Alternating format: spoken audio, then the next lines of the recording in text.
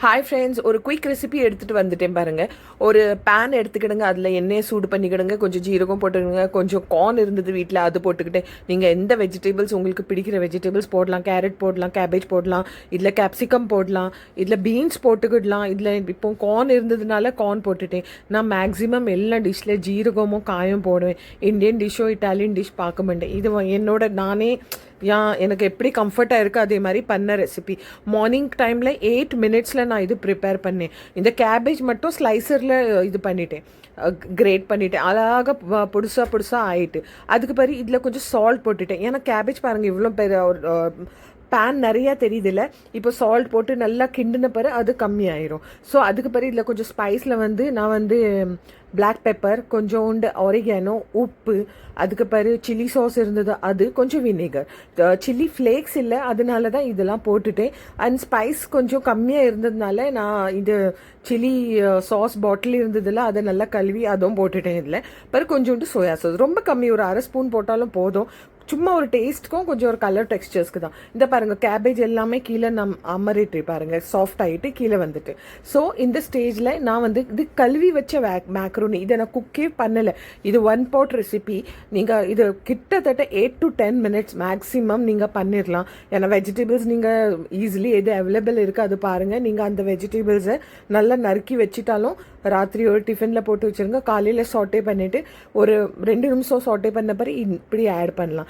வேறு ஒரு தக்காளி நான் இருந்தது வீட்டில், அதுவும் போட்டுட்டேன். தக்காளி இதோட டேஸ்ட் கொஞ்சம் கூட கெடுக்காது, நல்லா இருக்கும், டேஸ்ட்டாக இருக்கும். ஸோ மிளகாத்தூள் ஒரு 1.5 ஸ்பூன் போல் போட்டுட்டு இதில் ஒரு ப்ரோசஸ் பாருங்கள். இது நான் குக்கரில் வைக்கல, இது குக்கிங் டைமும் இது எப்படி நல்லா குக் ஆகுது, நல்லா சாஃப்ட் ஆகுது, இது பார்க்குறதுக்காக இந்த ஸ்டேஜில் நான் கொஞ்சம் கொஞ்சமாக தண்ணி ஊற்றி இதை ஹை ஃப்ளேமில் கிண்டிகிட்டே இருக்கேன். தண்ணி வத்த இதில் தண்ணி போடும்போது இது ரொம்ப இந்த கட்டியாக ஆகாது, நல்லா ஃப்ளோயியாக இருக்கும். வேறு நல்லா அந்த உதிரியாக சொல்லுவாங்கள்ல, அதே மாதிரி இருக்கும். பஸ் இவ்வளோ தான் ஃப்ரெண்ட்ஸ், ரொம்ப உங்களுக்கு சிரமம் இருக்காது, ரொம்ப குயிக்காக ஆகிற ரெசிபி தான். நான் அந்த பாருங்கள் இப்போ தக்காளி போடுறேன்னா அவ்வளோ தான் இன்க்ரீடியன்ஸ். தக்காளி போட்டிருக்கேன், கேபேஜ் போட்டிருக்கேன், இதில் கார்ன் போட்டிருக்கேன். இதே மாதிரி நீங்களும் வெஜிடபிள்ஸ் உங்களுக்கு எது பிடிக்குதோ அது போடுங்க. நல்ல டேஸ்ட். ஈவன் ஆனியன்ஸ் நீங்கள் போடலாம், நல்ல டேஸ்ட்டாக இருக்கும், ஒன்றுமே டேஸ்ட்டே கிடைக்காது. பச்சை மிளகா கூட போடலாம். இந்த பாருங்கள், நீங்கள் நோட்டீஸ் பண்ணால் நான் கொஞ்சம் கொஞ்சமாக தண்ணி ஊற்றுறேன்.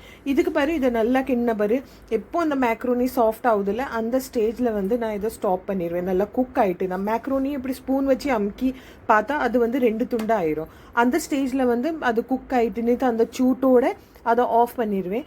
வேறு இதில் ஒன்றும் இல்லை, இந்த இன்க்ரீடியன்ஸ் சொல்லியிருக்கேன். ஸ்பைசஸ் பேசிக் வீட்டில் இருக்கிற ஸ்பைசஸ் தான் போட்டிருக்கேன், ஒன்றும் ஸ்பெஷல் இல்லை. ஒரு டொமேட்டோ கேச்சப் வீட்டில் ரொம்ப நாளாக கிடந்தது, சரி அதையும் வேஸ்ட் பண்ணேன், அதையும் போட்டு பண்ணிடலாம், பார்க்கலாமே எப்படி வருது. ஆனால் நல்லாவே வந்தது, கொஞ்சம் ஸ்வீட், கொஞ்சம் ஸ்பைசி, கொஞ்சம் டேங்கி, நீட்டு டேஸ்ட் நல்லா இருந்தது. அவ்வளோதான், இது முடிஞ்சிட்டு. இனிமேல் லாஸ்ட்டாக நீங்கள் இதில் போடுறது கொஞ்சோண்டு 1 ஸ்பூன் போல் பட்டர், ஒரே ஒரு சீஸ் ஸ்லைஸ் தான் போட்டேன். உங்களுக்கு வேணும்னா நீங்கள் இது சீஸ் ஸ்லைஸ் கொஞ்சம் எக்ஸ்டெண்ட் பண்ணிடலாம். ஏன்னா நான் ஒன்று தான் ப்ரிஃபர் பண்ணேன், அவ்வளோதான். இது போட்டுட்டு இதில் கோரியண்டர் லீவ்ஸ் கொஞ்சம் மேலே தூவி விட்டுட்டேன், அவ்வளோதான். அதுக்கு பிறகு இதை ஸ்டாப் பண்ணிட்டேன், அதுக்கு கேஸை ஆஃப் பண்ணி வச்சுட்டேன். கொஞ்ச நேரம் அப்படியே வச்சுட்டேன் மூடி. அதுக்கு பிறகு அது நல்லா இன்னும் டேஸ்ட் எல்லாம் நல்லா அது இன்ஃப்யூஸ் ஆகின பிறகு அதை நான் டிஃபினில் நரைச்சி ஆஃபீஸ் கொண்டு போனேன். ஸோ இந்த ரெசிபி உங்களுக்கு எல்லாருக்கும் பிடிக்கும் நான் நினைக்கிறேன். கண்டிப்பாக இதை ட்ரை பண்ணுங்கள். ட்ரை பண்ணி என்கிட்ட சொல்லுங்கள் எப்படி இருக்குன்னுட்டு. இந்த பாருங்கள், சீஸ் ஸ்லைஸ் போட்டுட்டு இந்த சூட்டாக நல்லா கிண்டி வச்சிடணும். அப்போ அந்த சீஸ் ஸ்லைஸ் நல்லா மெல்ட் ஆகி ஃபுல்லாக போயிடும். இன்னொன்று என்னென்னா, ஐ திங்க் அன்றைக்கி என்கிட்ட சீஸ் ஸ்லைஸ் இல்லை, அதனால தான் இன்னொன்று ஹேக் இதில் நான் இப்படி தான் ஏதாட்டி ஒன்று ஆட் பண்ணிகிட்டே இருப்பேன். இந்த மியோனிஸ் இருந்தது, அது கொஞ்சம் ஆட் பண்ணிட்டேன்.